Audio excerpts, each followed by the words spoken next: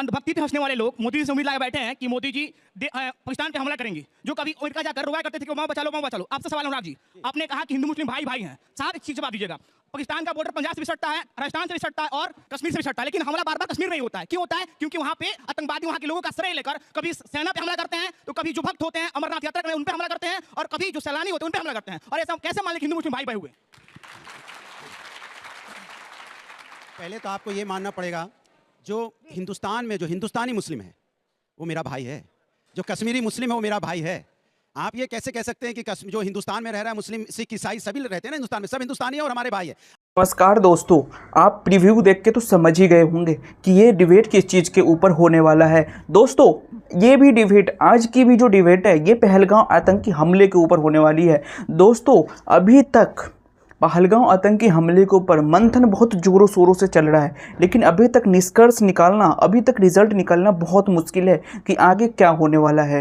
तो आज की डिबेट भी ऐसी तरह होने वाली है। इस डिबेट शो में बीजेपी की तरफ से होते हैं प्रेम शुक्ला और अनुराग भदौरिया, जो कि है सपा के प्रवक्ता, और इसमें पब्लिक के द्वारा जो दर्शक आए हुए हैं देखने, उनके द्वारा एक तीखे से तीखे सवाल बीजेपी प्रवक्ता से पूछा जाता है। फिर वो किस तरह से हैंडल करते हैं और किस तरह से जवाब देते हैं प्रेम शुक्ला, जरा आप खुद देखें और अपनी राय कमेंट में जरूर बताएं कि ये पहलगाम आतंकी हमले के ऊपर मोदी सरकार को क्या एक्शन लेना चाहिए, क्या करना चाहिए, और अभी तक हमारे देश में हो क्या रहा है, क्या मंथन चल रहा है, क्या निष्कर्ष निकलेगा, इस चीज़ों के ऊपर भी एक सोचना बहुत लाजमी बनता है। तो बिना किसी देरी के चलिए हम डिबेट शो शुरू करते हैं और डिबेट शो समझने की और आनंद लेने की कोशिश करते हैं। और हाँ, अगर आप चैनल पर नए हो तो चैनल को सब्सक्राइब कर देना। सालों से आपकी सरकार है जी, 10 सालों में आप SATF के पोर्टल रिपोर्ट आती है हर साल, उसके रिपोर्ट के अकॉर्डिंग जो है भारत में जो है पिछले 10 सालों में लगभग 2500 से ज़्यादा लोग आतंकी हमले में मारे गए हैं और 4000 से ज़्यादा लोग आतंकी हमले में ही घायल हुए हैं। उसके बावजूद इसमें जो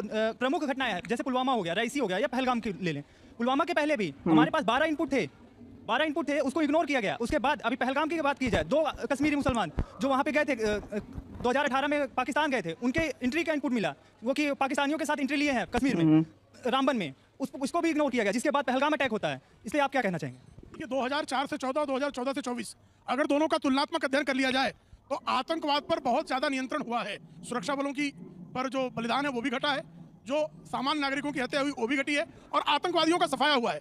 जहां तक इंटेलिजेंस इनपुट की बात है, हर बार जैसे इस बार जो है कम्युनिकेशन की नई स्किल जो है, वो कम्युनिकेशन का नया सिस्टम, चाइनीज सिस्टम जो पाकिस्तानी आर्मी यूज कर रहा है, अभी NIA की जांच में सामने आया है कि वो चाइनीज ऐसा यंत्र यूज कर रहे हैं जो CDMA और GSM दोनों में नहीं आता। तो टेक इंट के जो है नई टेक इंट उन्होंने यूज की है, इसलिए टेक इंट में रडार पे आने में समय लगेगा, लेकिन ये निश्चित है कि हम किसी भी प्रकार की विफलता है तो उसको ठीक करेंगे और सफलता में तब्दील करेंगे।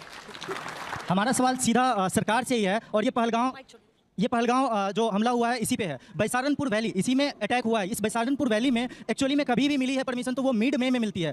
इस बार पहली बार ऐसा हुआ है कि 20 अप्रैल को मिल गई है परमिशन उसको खोलने की, और 20 अप्रैल को खुलती है और 22 को अटैक हो जाती है, और 22 के अटैक में वहाँ पे 2000 लगभग टूरिस्ट होते हैं, उसमें से 26-27 की मौत हो जाती है। सबसे बड़ा सवाल यहाँ पे ये उठता है कि 2 दिन हुए ही नहीं थे उसे खुलने का, और वहाँ पे कोई भी सिक्योरिटी फोर्सेज भी नहीं है, ना ही जम्मू कश्मीर का कोई पुलिस है, ना वहाँ पे अपनी पोस्ट नहीं था, वहाँ पर सुरक्षा के कोई भी इंतजाम नहीं थे, यानी मतलब सैलानियों को ऐसे छोड़ दिया गया था। सैलानियों को टारगेट जनरली किया नहीं करते, इंतजाम नहीं थे बिल्कुल।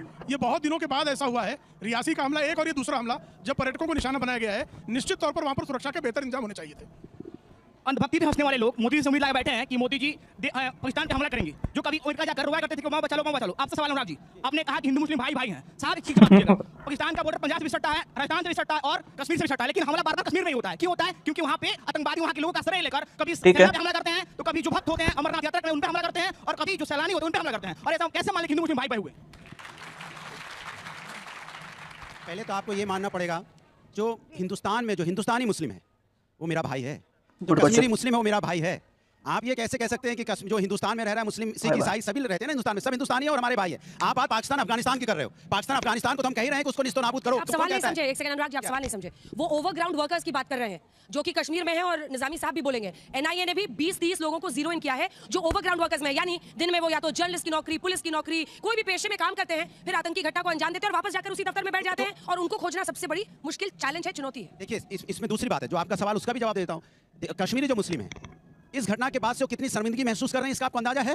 वो रोड पे प्रदर्शन कर रहे हैं क्योंकि उनकी रोजी रोटी छीनी गई है। सुनिए, आप इसको मुस्लिम, कश्मीरी मुस्लिम और हिंदुस्तानी हिंदू में रंग मत दीजिए। यही तो पाकिस्तान के आका चाहते थे जिन्होंने हमारे यहाँ पे धर्म पूछ के जो गोली मारी गई है, यही तो वो चाहते थे कि आपके दिमाग में जाए और इस तरह की आप बात करें तो उनको इस चीज को बढ़ावा मिले। ये हमारी अब जिम्मेदारी बनती है कि हम हिंदुस्तानी एक हैं और कश्मीरी मुस्लिम भी आज आपके साथ कंधे से कंधा मिला के खड़ा है क्योंकि वो इस घटना की निंदा कर रहा है। हमारी आपकी ज्यादा बड़ी जिम्मेदारी बनती है क्योंकि आप एक हिंदुस्तान की बात करो, हिंदुस्तान भारत की कसम पाकिस्तान का निकलेगा दम। अगर आपकी बात कर ली जाए, मैं आपसे पूछूं, क्या सरकार की जिम्मेदारी नहीं वहां सुरक्षा व्यवस्था करवाने की? सरकार से भाग सकती है क्या? सरकार ने कहा 317 हमने हटा दिया, वहां शांति होगी, 317 हटा, उसके बाद नोटबंदी होगी तो आतंकवाद खत्म हो जाएगा, वो भी हुआ। फिर क्या वजह है कि वहां पे आतंकवाद अभी भी वहां पे बॉर्डर क्रॉस करके आ गए? तो इसकी तो पूरी इंक्वायरी होनी चाहिए ना, बॉर्डर क्रॉस करके कैसे पाकिस्तानी हमारे देश में आ गए, हमें इसमें चिंता करनी चाहिए। हम दूसरी बात में हमें उलझाने की कोशिश कर रहे हैं। दो सवाल और ले लेते हैं फिर। मेरा आपसे सवाल है, आप कह रहे हैं कि हिंदू मुस्लिम का एजेंडा बनाया जा रहा है, लेकिन वहाँ पे धर्म पूछ के मारा, तो फिर आप उस पर क्या कहना चाहोगे?